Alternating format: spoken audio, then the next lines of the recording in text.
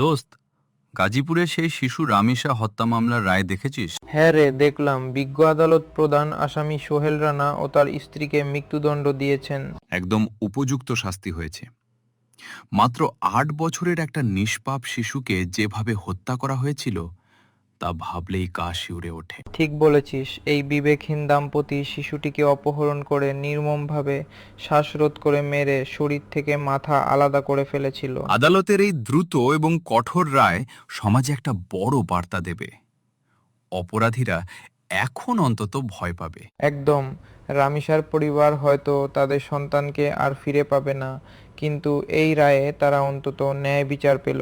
হ্যাঁ, আমরা চাই এই রায় যেন দ্রুত কার্যকর করা হয়, যাতে ভবিষ্যতে আর কোনো শিশুকে এভাবে প্রাণ হারাতে না হয়। বন্ধুরা, ভিডিওটি ভালো লাগলে একটা লাইক, একটি কমেন্ট, একটি শেয়ার দিয়ে পেজটি ফলো করে এবং ইউটিউব চ্যানেলটি সাবস্ক্রাইব করে যাবেন। ধন্যবাদ।